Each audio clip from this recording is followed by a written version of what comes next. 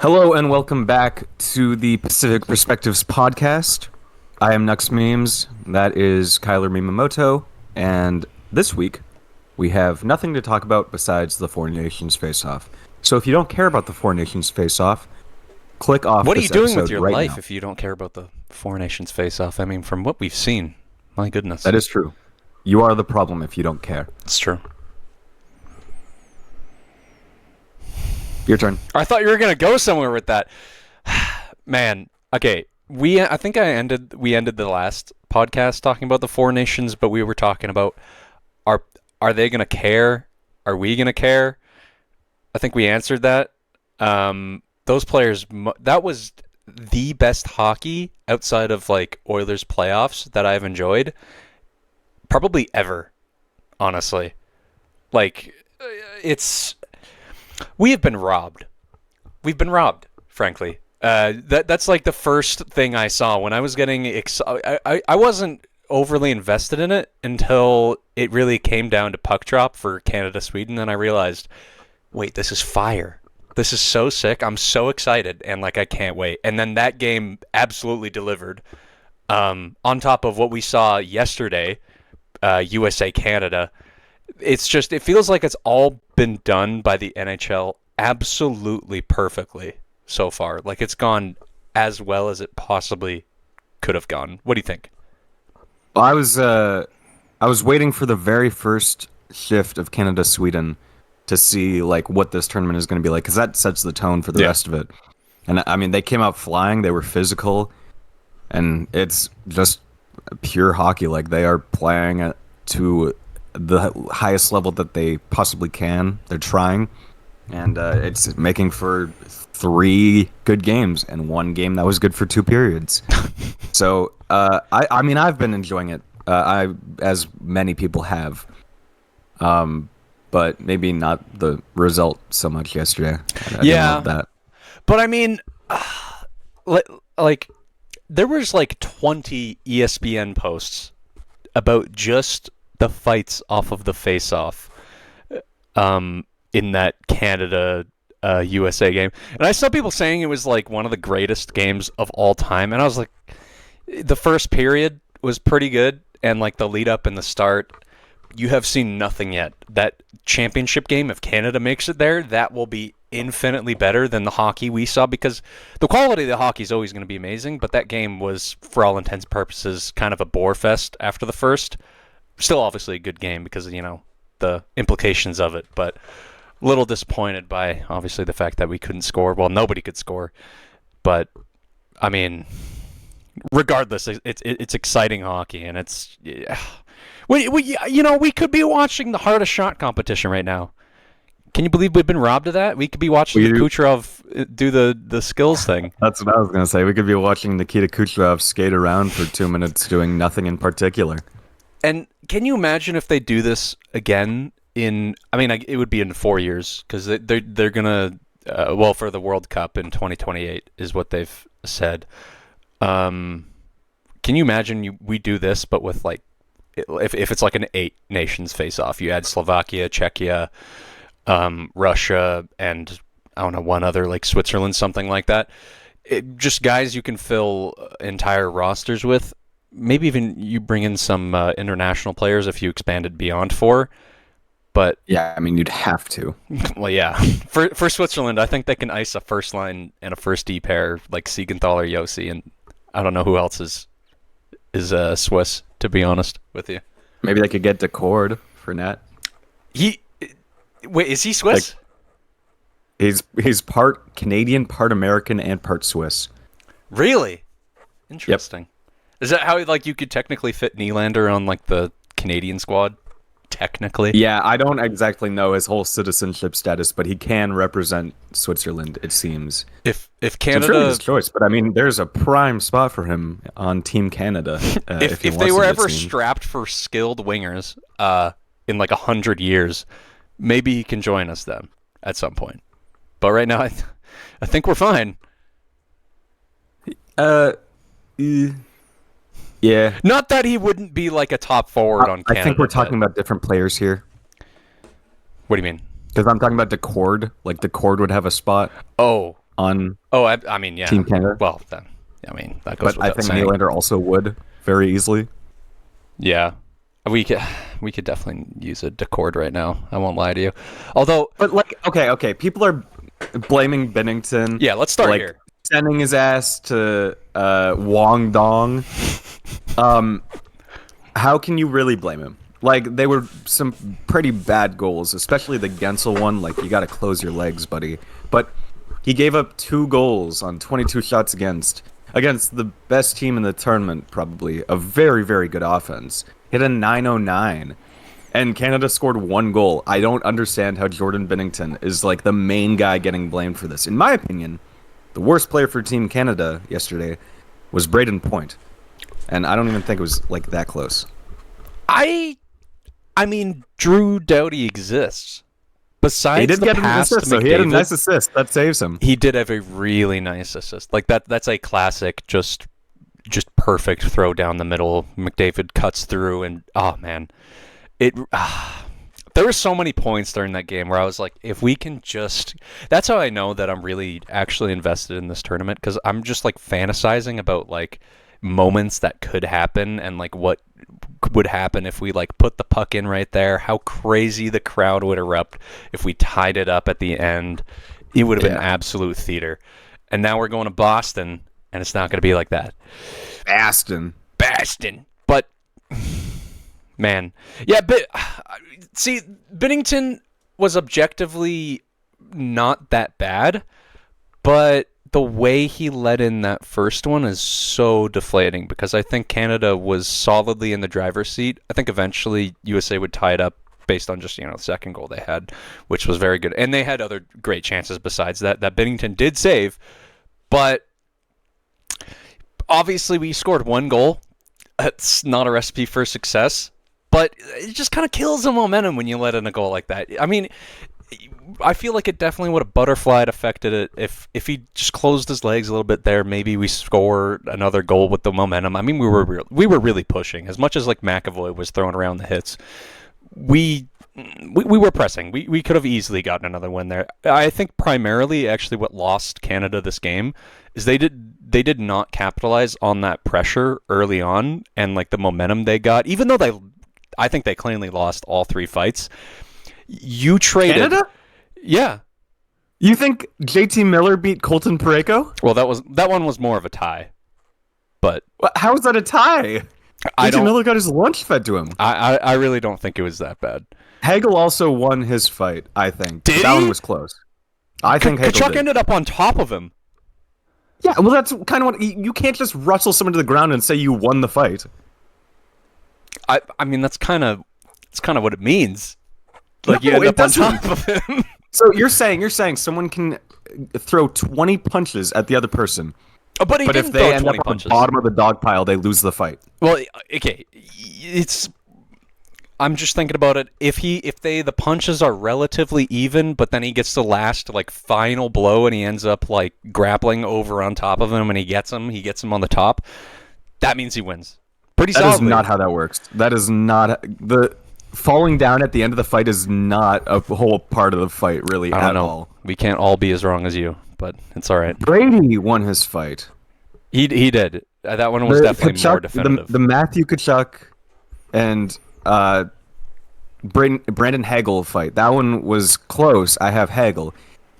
Considering Hagel's size compared to Kachuk, I say he fought admirably. But but again, where I'm going with this is they had the momentum. You're taking Colton Parayko, Brandon Hagel, and Sam Bennett over both Kachuks and JT Miller.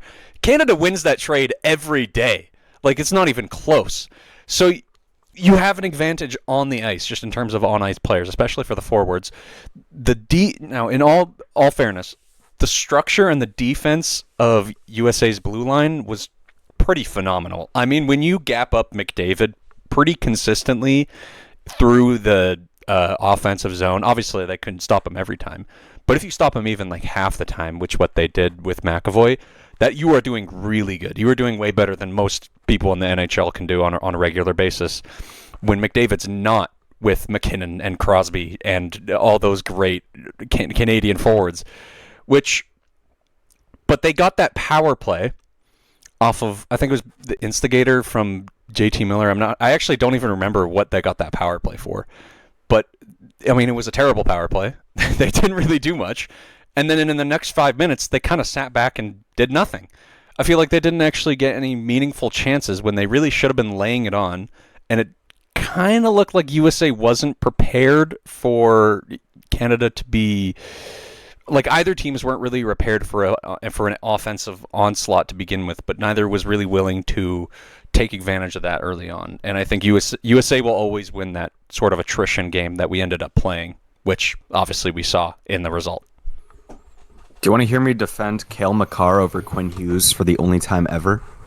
That's another thing. We got Canada, USA, and we didn't even get the two best defensemen in each country. It's very sad, but you can talk. Thank you. I had posted about Cale Makar being out, and how that's a big blow to Canada. And the obvious thing was, but the USA doesn't have Quinn Hughes. Quinn Hughes is the best defenseman in the league, in my opinion. Yep. But Canada losing Cale Makar is bigger than USA losing Quinn Hughes. Because Easily. if you look at the defense after that, holy hell. Yep. Like, I like Morrissey, but then you have Sanheim, you have Harley instead of Theodore. I thought Morrissey did a good job. Which, shout out Harley. I like Thomas Harley, but... And then you have Drew Doughty and Colton Parayko. USA has Adam Fox and Zach Werenski and Charlie McAvoy and Jacob Slavin. Like, they still have the best defense in the tournament without Quinn Hughes. Yeah. So, Cale Makar being missing, I mean, it was noticeable on the power play, too. Like, Morrissey's a great power play quarterback, but it's Cale Makar. They were counting on Makar. They were probably practicing with him as the QB for a long time, so... Like, how much aura does that PP1 lose when you have Morrissey on there instead of Makar? When you look at it with Makar, it's like, oh my god, this is terrifying. And then with Morrissey, it's like, yeah, it's pretty good. Yeah, when you lose Makar on that Canada power play, it kind of just becomes the Avs power play or the Oilers power play. Like, you've got some special players, but it's not like Harlem Globetrotters level. I also found it funny that their second power play unit was fully right-handers. They didn't send out one left-hander on that. That was kind of ridiculous because you could see that they were really generating chances, but they just could not finish because the handedness it was terrible. Braden Point. He had how many chances did he get at the front of the net and he just messed up all of them? There was one at the very end where I think he was with McDavid and McKinnon. They put him there for like where Crosby was because he was kind of struggling for just a shift. McDavid burst through the zone. McKinnon is behind the net. Braden Point gets the puck, and he loses it. And nothing happens. Yeah, he also was getting in McDavid's way a couple times, too. It feels like the chemistry isn't there for him. I mean, it's three centers playing on the same line. Like, it's going to happen. I am so sick of John Cooper's players. I don't want to see them anymore. Nope. Like, I don't mind Hagel. I liked his fight. I thought he was pretty good. Cirelli was invisible, and also, like, there were definitely better options than Anthony Cirelli for the team. He's having a great season. Don't get me wrong. But for Team Canada, probably want a little better. Yeah. Braden Point just sucked. The thing is, between those three players, without like a Tampa Bay bias, if we can pretend that... I mean, they brought Cirelli, so I imagine that's probably actually true. That there's a bit of a selection bias there. Point would probably be the one that definitely makes it. Is the thing, because he's 100%. A top 9 forward in Canada, but the thing is, to me, if you were going to bring a penalty killer, and this might just be Oilers bias, but Zach Hyman was right there, and he has actual chemistry with McDavid, and this is why I wanted to when they first announced this stuff. This is why I wanted to bring Zach Hyman along, not because he's he's not even a top 15 Canadian forward. He was last year. Because, 50 goals. But this year, I wouldn't even say, like, top 20. What does he have, like, 30 points in 50 games, something like that? It's the chemistry and the fact that he's playing the role that they're seeking to fill with an Anthony Cirelli, with a Braden Point to an extent, with a Brandon Hagel, kind of. Like a net front, can play kind of gritty everywhere, really good penalty killer. Like the lightning selection bias. I don't want to see it. Get John Cooper off my team. That is terrorism hockey. I don't want to get into that conversation too much because we have one of our questions today is pretty much about that. So we can save that. That is for a true. little bit. I do want to talk, because this is a Canucks and Oilers podcast. You got to talk about an Oiler there, and you got McDavid. I have 2 Canucks in this tournament, and I have nothing to say about Elias Pettersson, but Kevin Lankinen, after a terrible game by UC Saros, got the start yesterday against Sweden, and he was sort of leaky. Like, the goal he gave up to Zibanejad wasn't really his fault. It was like Barkov throwing the puck back in the zone for no reason, it being a turnover. He could have saved it, but really not on him that much. The second goal was not his fault. It was Oli Mata was at the point, and nobody covered the front of the net in place of Oli Mata, so Dahlin just got a tap in. That's definitely not on Lankinen at all. And then the third goal, Lankinen probably should have had, but after that was like half an hour through the game. It was halfway through the second, and after that he didn't give up another goal. He looked great, and especially in overtime, getting that save on Mika where he kicked out the puck, and then the other one where it was trickling down his back and it looked like it was going to go into the net, but just went out, and Granlund got it and took it the other way. I mean, that was pretty fun too. So he locked in, and he's earned himself the start tomorrow against Canada. I think that was an obvious pick. You have UPL, and I mean, Lankinen only had an 875, but like for this tournament, that's good, and you won the game, so you gotta keep going with Lankinen at that point. And I'm really, really happy that it's Lankinen, obviously because he's a Canuck, but also because if Canada loses and gets eliminated, at least it's at the hands of Kevin Lankinen. I can look at that as a positive. You know, Finland's really showing Canada why they should be riding the hot hand, and just who is having the best season and who is playing the best, instead of galaxy braining it and just choosing guys who they would have had on the roster 3 years ago or whatever like that. And you know what I'm talking about. Charlie Lindgren should have been on the team because he's the best Canadian goalie right now. It's that simple. What? What are you talking about? Lindgren? Are you thinking of the other? Oh, my bad. Oh, my gosh. Logan Thompson. What am I talking about? Okay, but let's save that because our question is about Lindgren. that. Charlie Lindgren. Let's save that discussion. You know what? For that question that we have, I actually didn't put him on. Maybe I'm blinded. But yeah, we'll get to that. We'll get to that later.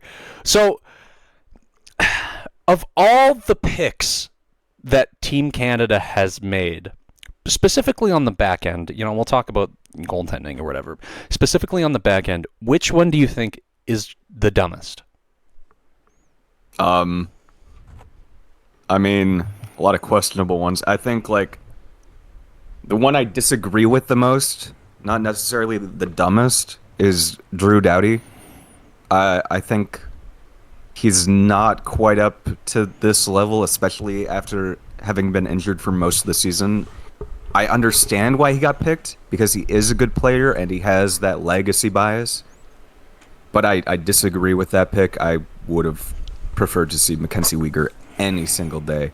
And even, I would have liked to see Evan Bouchard over Drew Doughty. Really? I will give you that. I would have rather seen Evan Bouchard than Drew Doughty. That's the thing.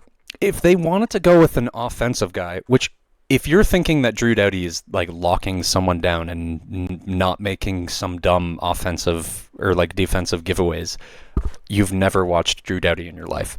So if you're taking him because of that and then not taking Bouchard for the exact same problem, I mean, we saw it. He had how many neutral zone or even defensive zone giveaways did Drew Doughty? I think he had like 5 in that USA-Canada game. One of them directly leading to a goal against. And then there was also Crosby's that led to a goal against as well, which was very uncharacteristic and just strange. But it was, it wasn't good from Crosby, but it was also, like, if you're going to go for a change as a defenseman, you got to be certain that puck is deep in the zone or your team has full control. I think that was a bad change to go for, and, I mean, obviously it was because it gave the U.S. a goal, but I don't know what was going on with Crosby there. And now he's 26-1 in his past 27 times representing Canada. Yeah, I mean, no, it's definitely Drew Doughty, but like Travis Sanheim didn't do anything.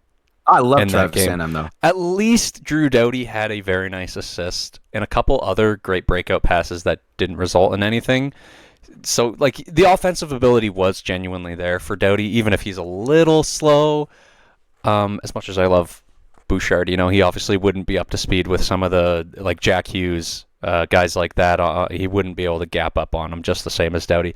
But, like, you can bring a Colton Parayko. You can bring a Travis Sanheim. You can bring one of them. Even if they're technically not one of the, like, top 8 best, not even close to being the top 8 best defensemen in Canada, I can understand stylistically you want a guy who's going to clear the net, who's going to completely just destroy guys on the wall, make sure they can't get through neutral, even if you're sacrificing some offense. But Makar's out. Shea Theodore's out, who, by the way, I didn't like that pick either way. So him being injured for me doesn't make too much of a difference. But stylistically, now you've got Travis Sanheim and Colton Parayko in the top 4. You could see it every single time they needed to start getting the chance going in the third period. Parayko, Sanheim would get the puck, and they wouldn't know what to do with it because they've never really played with guys of that offensive skill before.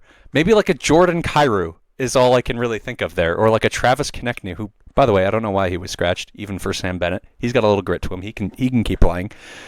But it's just so frustrating because that game, as much as we want to pin it on Binnington, that game, if you have an Evan Bouchard and a Mackenzie Weegar playing in place of those two guys, you've got Mackenzie Weegar, who is better defensively than either of them by a lot, in my opinion.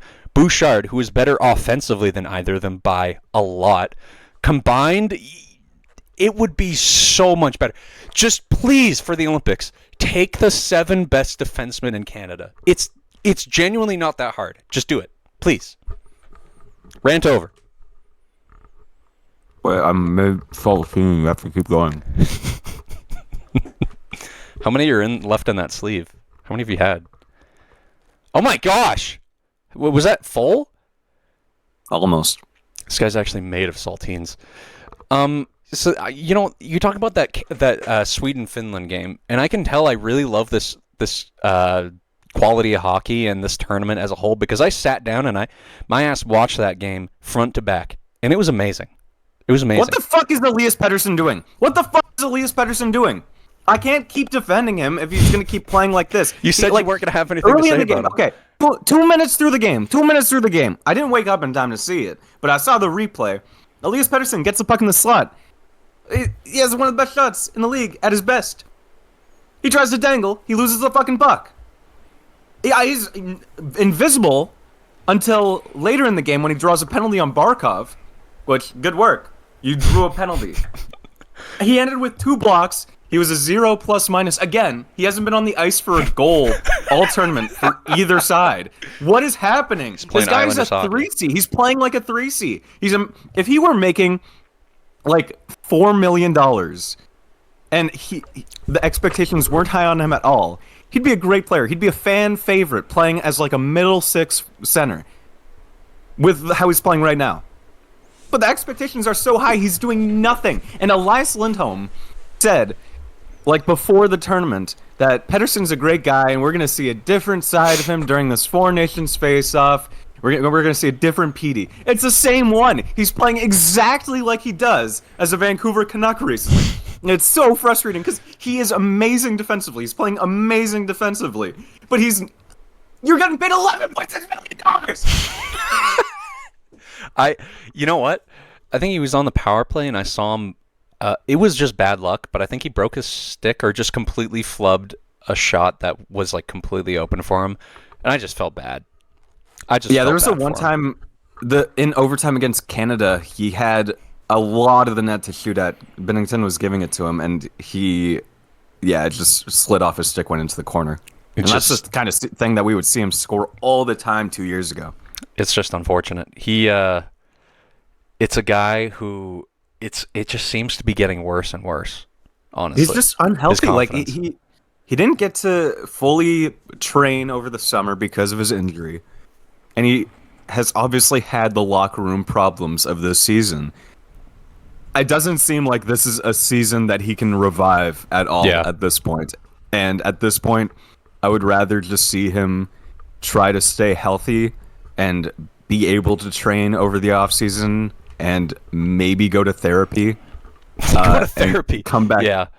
Sports therapy. Come back next season, and then like I don't want to lose faith in him, and I haven't lost faith in him. But for this season alone, if like he's not doing anything at this tournament, and this could have been a big turning point for him, I don't think he's gonna get back to form this season specifically at this point. But I mean, so they seem intent on keeping him. Maybe the Four Nations performance changes that, because But where's his trade value at? yeah, that's the thing. I was gonna say, if you don't trade him in the off season and you instead wait to like see what you have still, and you're holding on to hope, and you want to trade him in like November next year, you wait a couple weeks into the season to see if he kind of bounces back and is going on a torrid pace, and it doesn't happen, his trade value is in the toilet. It's gone. It's gone. Because right now there's still that chance of, oh, it was just a bad season. You know, he has 100 points. He's really good defensively, and last year he was really good. Now if it's 2 years in a row, there's a pattern there, and it kind of feels like we're kind of heading in that direction where he just can't recover from this. It's constant. I just need him to get his head down. I think he can have a good season next year. And I think when Quinn gets back, he can definitely go on some kind of streak. But, I mean, I don't want to trade him because what are we going to get from him? I don't want Dylan Cousins if we're trading Pedersen. I don't want to trade Pedersen for, like, Josh Norris. Whatever we're trading him for is going to be a worse player than what Elias Pedersen can be. It feels like we always end up talking about this in one form or another every single episode. But, yeah, because the story keeps developing. What do you do as the Canucks here? Because my original stance was you need to trade Miller and Pedersen, but you got to re-sign Hughes and show that you're like dedicated to winning and you're not just like throwing it away by getting a bunch of futures for Miller and Pedersen, which isn't what they did. They immediately flipped him around for a good player, but obviously you're losing from going from Miller to Pedersen. Maybe not in the Canucks situation. They've definitely improved just because of the chemistry and the situation. Nice saltines. But if you trade Pedersen and you get a similar return where you just get like a first and a middle of the roster player, you no longer have any top six centers. And you have no super, like real, what'd you say? Filipino. Well, I wouldn't exact. 3 points in 4 games, fuckface. He could definitely be 3 points in 4 games. Them's Derek Ryan stats. That's Derek Ryan stats. Derek Ryan doesn't get 3 points in a whole season. He's definitely gotten 3 points in 4 games before. He's had a hat trick before, so that'll definitely happen. But fake. Actually, I didn't think we'd talk about the Oilers much, but they've had a lot of trade deadline targets kind of leaked. And yeah, okay. You talk about that. I'm gonna continue eating my saltines. Okay, yeah, you can snack. It's just you're our viewers right now. You are the viewer. So, the rumored to get Braden Shen. He's old, makes too much money, but is actually decent. And then John Gabriel Pajot, who plays every forward position, is a great penalty killer, makes too much money, and is kind of old. I'm sensing a pattern here. And we're also talking about maybe Rantanen going to like the Blackhawks and signing him to like a league max. So that doesn't look like the Oilers are in on that anyways, considering they were maybe rumored, but it looks like people are going to throw too much money at him. If he wants to be greedy, he can go do that and not become a dynasty with Draisaitl and McDavid. So yeah, I think I've written off the like 5% chance that we're maybe going to get Rantanen. But 5? I mean, if they were rumored initially, I imagine it's like a 1 in 20 chance. Like 20 teams are going to go after him, and you're going to get the Oilers maybe in the top 10 of that. But Pajot, you're giving me, he's confused. Pajot is such an Oiler, considering how Knoblauch runs this roster, where you just he has 10 forwards who play a lot and 2 forwards who are just kind of there to have fun.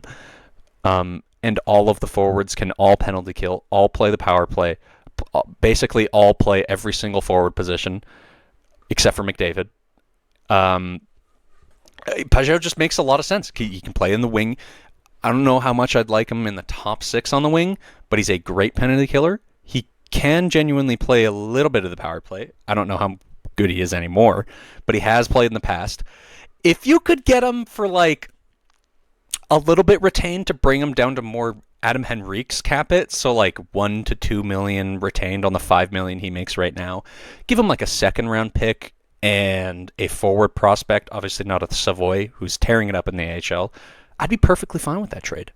And the same deal with a Braden Shen. If you get him at like 50% retained for like the 3 remaining years he has on his contract, although Shen would probably cost a first round pick, I don't hate it. As much as they're just kind of old lugs, you do need those guys, and I don't think we need to be adding a legit superstar top 6 top liner. You want a middle 6 kind of guy who can rotate into the top 6 sometimes if he needs to, if there's an injury, and he's been there before and he's gone on playoff runs. Man, I sound like an old head, but I wouldn't hate it. I wouldn't hate it. But either way, if nothing happens, I'd also be good with that.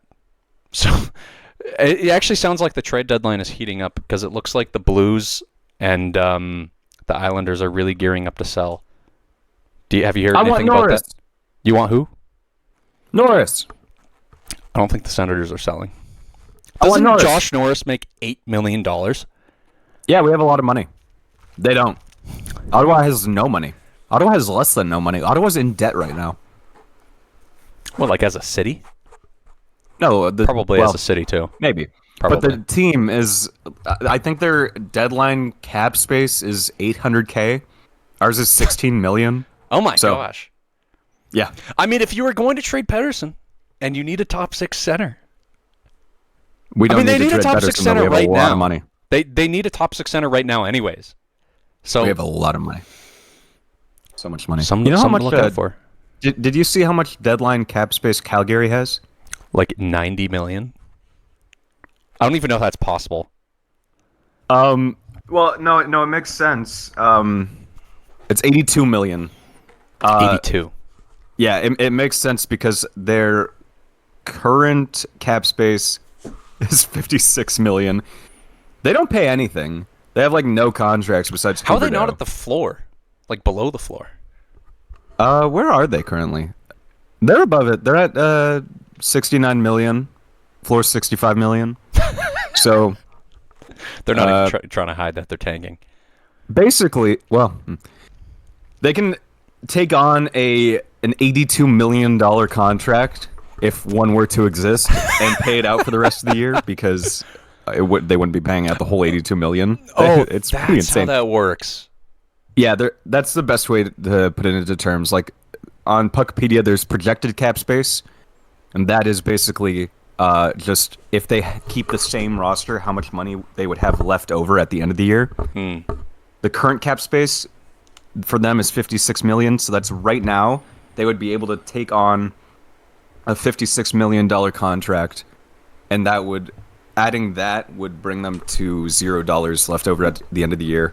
And by the time we get to the deadline, they'd be able to take on an $82 million contract. So that's obviously not the greatest terms to put it in because Calgary has way too much money. But if we put it in Canucks terms, currently their projected cap space is $3.5 million. So that is how much they'd have left over at the end of the year with their current roster. Right now, they can take on an $11.2 million contract and pay out the rest of that until the end of the year. And by the deadline, they can take on any contract in the league. So, welcome, McDavid. I mean, now that you mention it, Josh Norris, he fits under that. It wouldn't cost too much, I'd imagine, because obviously they have cap issues. You're making a face. Edmonton's deadline cap space is $947,000. That's without Kane on LTIR. LTIR pool is $5 million. That's a lot. And that's with a roster of 70 and 13 forwards. You're so like you can make basically anything. You can make anything work. No money. You can send people down. Your projected cap space is $207,000. You can bring people up. No money. You have no money. I'm telling you, Ken Holland He's unemployed right now. Stan Bowman will make it work. I wonder what Even though I teams don't have even like really want them. I don't know what I'm talking about because I don't even really want them to make a very big ad. Like we're talking about JG Pajot and Braden Shen. Dallas is really in debt. Are they? No, they got to dip into LTIR money though. Yeah, but they technically have like 19 million still. It is their current cap space is 5.5 million. Their LTIR pool is 12 million. The interesting thing about that is that if you are using LTIR, then the players you trade for, their whole cap hit still counts against your cap. So Granlund and CC are still fully counting against the cap, which I don't get, but that's how it works. These are way too complicated. There's got to be some big contender who has like a shit ton of money left. But I don't know if I'm going to find it. What do the Rangers have? The Rangers are going to have 16 million in deadline cap. That's actually a lot more than I thought they'd have. Washington's project. Oh my God, Washington's LTIR pool is 16 million. Jesus. Oh yeah, Baxter made a lot of money. Baxter Oshie. And Sonny Milano. Is Oshie back for the playoffs? Pardon? Is Oshie back for the playoffs? No idea. Do you even want to play Oshie? It says he's out for the season. That'd be insane if they go on this miracle run that they were not expected to go on, and then Oshie has the time to play in like the conference finals or something, Stamkos style. That'd be pretty sick. How much Utah has? Oh fuck, Utah has a lot. Well, Utah yeah, they completely restructured their whole team. They are going to add. They have to. I could see Rantanen ending up in Utah. I can see it. You know what I saw? I saw an NBA post that the Utah Jazz, well, on top of tanking, their attendance is down or the online viewership numbers are down like half, like 45%. Local viewership is down 44%. That's what was sent to the group chat. You know why? They're all watching Utah hockey, baby. What's going on? Yeah, also the team is third last in the NBA. The team also is openly tanking, so there's also that. I think we're going to go into the question period now. We've been leaving some things we want to talk about for Four Nations because we got some very good questions to answer. So, mailbag time. This question, we'll go right into it. This question is from Parker Riley. Why do you have two first names? What a weirdo. Thoughts on the loser point and the current 3-point system in Four Nations? Do you have a thought on that? I like the system that the NHL has now, and I feel like well, you're already smirking Canucks fan? I'm a big fan of the loser point. Islanders fans also agree. Yeah, we have 11 of those this season, but I've always, even last year when we were good in overtime, I've always thought there should be a loser point because I feel like losing in overtime and not getting to say at least we got a point would suck. So for my mental health, I would love to keep the loser point forever. But the point system in the Four Nations tournament is good for the tournament. I did not mean to turn off my light. What just happened? Oh, I thought your power turned off. It's good for the tournament. I wouldn't want it permanently for the NHL because I still feel like if you win, whatever way you win, you should get 2 points anyway. But I think it's good for the tournament. I think it's a good thing to implement, but I'm happy with how the NHL is currently running things. What do you think? I think it works perfectly for the tournament, considering it's literally 3 or 4 games. I think that makes a lot of sense for how the tournament is currently set up for such a short, kind of like Olympics style time frame of tournament. But for the NHL, I would definitely like to see something different than what they have now. But 2 points for an overtime win feels a little stupid. It feels a little dumb. That definitely would not hold up over an NHL season. I definitely think you should be punished for winning in the shootout, but that's about as far as I'd go. I would move an overtime win to 3 points, and I'd have a shootout win be 2 minutes. Not 2 minutes, 2 points.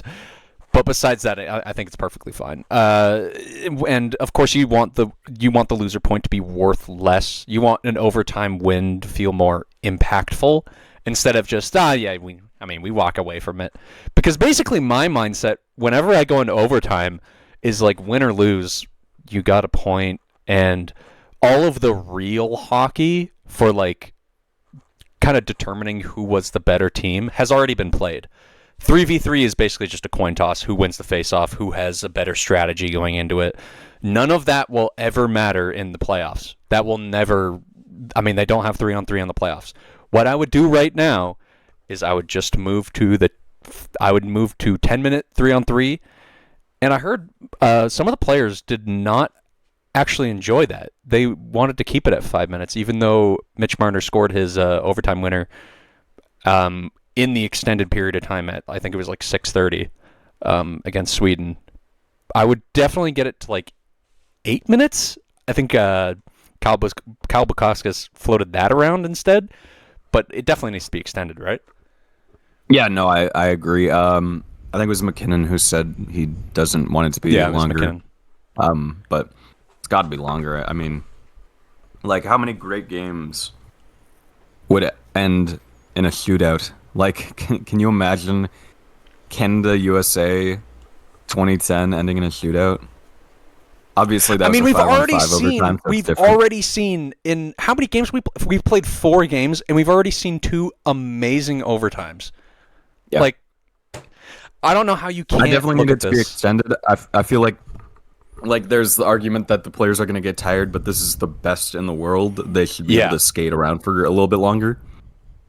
Yeah, I hate shootouts so much. So anything that gets rid of them, I'm happy with. I would be completely fine. I do like the current shootout rules we have, where it's sets of 3 and then sets of 1 instead of sets of 5 and then another set of 5. That's just stupid. That makes it even worse. But if we're going to have, I would first of all remove shootouts entirely. That's a dumb gimmick. I would just make it 5 minutes of 3-on-3 and then a short intermission and then another 5 minutes and then keep going on. No game's going to go past 3, so I feel like it would work out just fine. That would never happen. It would never happen. Never ever. I think they will actually end up extending overtime, though, to be honest. Yeah, I think I can see it happening. It's kind of hard when, like, if you're not going to go to 10, you're just going to end up at an obscure number that, like 8 minutes is weird. I feel like it'll be 8 minutes. It makes a lot of sense. Because if there's any pushback from the players, and at the end of the day it is their decision, I feel like it'll happen. I guess we'll see. Do you want to go to the next question now? Because we have a lot there. Next question. The best player for each country that didn't make the roster, from Crispy97. Yeah. So Canada, for me, there's a very obvious one at each position. I mean, the very clear one, the number one, is Logan Thompson. Yeah. Then at defense, you have either Uyghur or Bouchard. And at forward, a guy we have not mentioned yet is Mark Scheifele. I mean, not the greatest defensive player, obviously, but he's also one of the leading goal scorers in the league this season. And when you look at games where Canada scores 1 goal and loses, you got to think, like, oh, it'd be kind of nice to have a guy like that on the team right now. For me, I wouldn't take Scheifele because they did the exact same thing that any top team does when they're down a goal. When they need a goal, they put out McKinnon, McDavid. They put out the 3 best forwards, and there's really nothing wrong with that strategy because you're going to end up getting like 1 shift from Scheifele in the last 10 minutes because he would objectively be the 4th best center there. Maybe you have him instead of Point, I'd say, but even then you're kind of completely changing the style of hockey you're seeking to make that team play just by removing him from the roster. Scheifele, I understand not taking just because he is really bad defensively, and I don't think he is that amazing of a playmaker just compared to the other options. Like if you're assuming that like McDavid is awful defensively or McKinnon is awful defensively, not that they are, but if you're assuming that, Scheifele is the same type of bad defensively, but does everything offensively much worse than those two. So if you're kind of limited in the style of players you're bringing, it doesn't make a lot of sense, just for me. It's not the greatest. Yeah, but his it the definitely charts could are be not worse. good. It could be Mika Zibanejad. It could be Mika Zibanejad. Who's having a fire tournament, by the way. Well, I mean, he didn't play that great against Canada. I thought he was all right. Really? He wasn't bad. He got lucky against Finland because the puck kind of just ended up on his stick when it should have been cleared. It just kind of feels like he doesn't want to play for the Rangers, is what I'm seeing here. I definitely brought that goal about by hating on him right before he plays against my goalie. Absolutely. That was a bad idea. But do you want to move on to Sweden while we're here, while we're talking about Sweden? Oh, well, I was going to go. I'll show my picks. Like we go one by one. So I don't think it's Binnington's fault. He was a contributing factor, so I still would be taking. Earlier, I probably would have said Uyghur, anticipating maybe a worse defensive effort, but I would be taking Bouchard primarily, and Thompson probably also would be a good choice. Kind of can decide between the two which one's going to be more important. If you're not going to play Bouchard and you're going to keep him on the third pair, absolutely you go Thompson. Yeah, and Zach Hyman. Yeah, we know, bro. And Zach Hyman. But Sweden, what do you think? I think I have an interesting pick. I think it's very easily William Eklund. I was surprised he didn't make it in the first place. He's been having a killer season this year, and I mean he was good last year too. I think it should have. I don't know why he didn't make the team. To be honest, I think he deserved it a lot. He makes sense. However, I'd go Backlund because it feels like Sweden's really missing that veteran. He's legit still good. Unk still got it. He's great penalty killer. He has genuine power play ability. I would keep him on power play too, just to be a little distributor. They just need that veteran presence. As buzzword as that sounds, they need that guy down the middle that can calm people down. He's been there a couple times. He isn't obviously a primary guy, but I just feel like that's what they're lacking, not another offensive winger. I just don't think that would really do anything for them. They have Elias Lindholm already, though. They have good center depth. Like he's bad. Mika sucks at one seat. He's bad. Pedersen, Jeek, and Lindholm. Lindholm is good defensively. He wasn't against Finland. I didn't really notice. He's having a really bad tournament too. Actually, he's been pretty bad. Well, he's just a bad player now. But I'd still prefer him over Backlund. Well, obviously, like contract aside, Lindholm is definitely better than Backlund. But just considering how much older Backlund is, I think I'd take him. Okay, let's go to Finland because Finland is so unbelievably boring for this question. Puljärvi. Let's move on. USA. Do you have any pick for Finland? Yeah, well, Tolvanen or Kotkaniemi. I don't want to talk about Finland if you're going to be bringing up Jesse Puljärvi, who, by the way, is an AHL player. Puljärvi is not an AHL player. He's literally playing in the AHL. He is literally the definition of an AHL player, being that he plays in the AHL. He signed an AHL contract to play in the AHL. And you come on and you tell me Puljärvi's not an AHL player. He's on a 25-point literally playing in the AHL. He's still good defensively. He was good defensively on the 2025 Pittsburgh Penguins, playing with Erik Karlsson. He also got kicked off the 2025 because Mike Pittsburgh Sullivan Penguins. is a moron. And Kyle Dubas. AHL player. I think he would have brought more to the table than Kotkaniemi because he just has a strange play style. Tolvanen, we can have a debate. I think they all suck, but I think Puljärvi sucks the most. He's an AHL player. Yeah, to be fair, there aren't a lot of options. If you can bring on AHL players to play in this tournament, then fuck it. Well, let's make the Team Czechia. Bring Team Czechia. They have Martin Palo there, who hasn't been bad, and that's case in point. Puljärvi would probably be fire in that lineup if you put him. Oh, he sucks. Martin Palo is an NHL player. He plays in the NHL. Yeah, for like 5 games. He plays there. Puljärvi played 26 this season, like 22 games. He was also. Who else does Finland have on defense? Literally nobody. They're out. They have more forwards. It's actually kind of sad that Kotkaniemi didn't make it, to be honest. Give me Atu Ratu before you give me Jesperi Kotkaniemi. Not just, well, actually that too. But Yeah, Puljujärvi. I'd agree with that. Not over Puljujärvi. I I just think Atu Puljujärvi Ratu. fits the style that they play. So I'd keep him there. Okay, move on to USA. There are two very, very obvious options here. Do you want me to? I'll sit. Let me see them. Two obvious options: Jason Robertson, Tage Thompson. I mean, it's kind of disgusting that Chris Kreider and Vincent Trocheck got to make this team over them. It's very clearly this. It is terrible. I think my initial pick was Jason Robertson, but just considering the style of hockey they're going for, I'd definitely go for Tage Thompson. Because, just rocket of a shot could be a one-timer option on the power play. I mean, you're thinking about a guy who got snubbed, and he could play on the first power play just fine, and I wouldn't have any questions. Yeah, and then in goal, I mean, if Demko were healthy this year, he probably makes it over Swayman. I mean, it took him a while to get back to form, but in the week leading up to this break, he had a .985 save percentage or something. So we're splitting hairs here. Hellebuck is going to be the MVP of the tournament. Well, yeah, no, it doesn't really matter who's on the team besides Hellebuck. He's kind of just the guy. Yeah.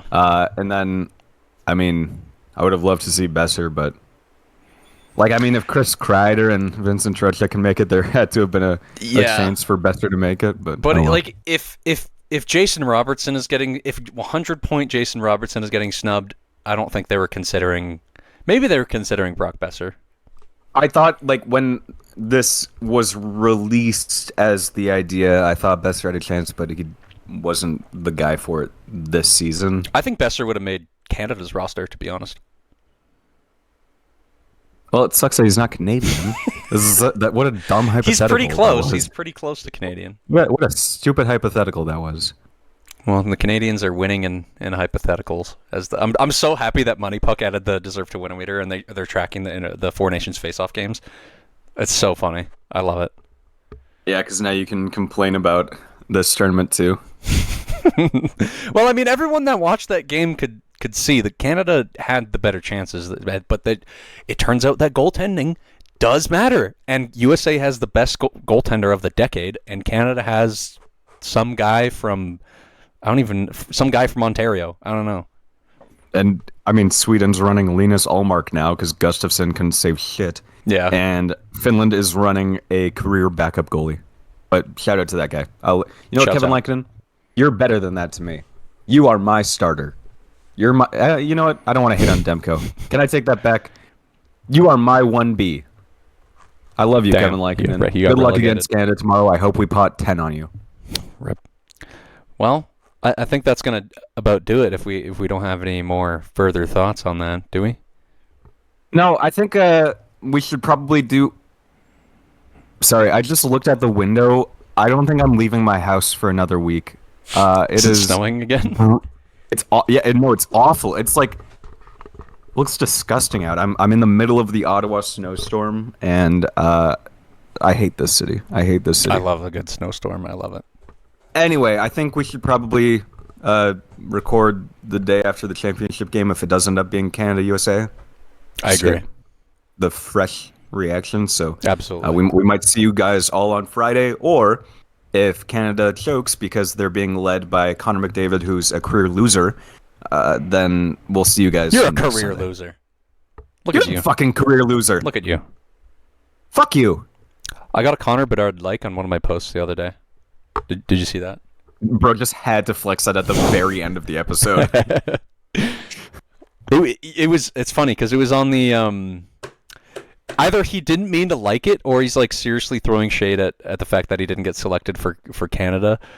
And you know what? Now that I'm thinking about it, he probably wouldn't have. I think I understand why they didn't select him. He would not have survived in that game, frankly. No, and I'm really I can imagine Quinn Hughes watching that game and just being like, "Yeah, I think I made the right choice to sit out." Yeah. Well, I think that's gonna about do it. Closing thoughts. JC is a moron. We'll see you all on probably Friday. I want to say I did get through that entire sleeve of saltines, and now I've ruined my dinner. So, good job. Now you've got dry mouth for another week. No, I'm good. My mouth is moist. Damn, he's I have the moistest mouth on this side of the Ottawa Canal, the Rideau Canal. All right. That's what it's called. I live right beside it. I should have probably called it by its real name on the first try. Goodbye.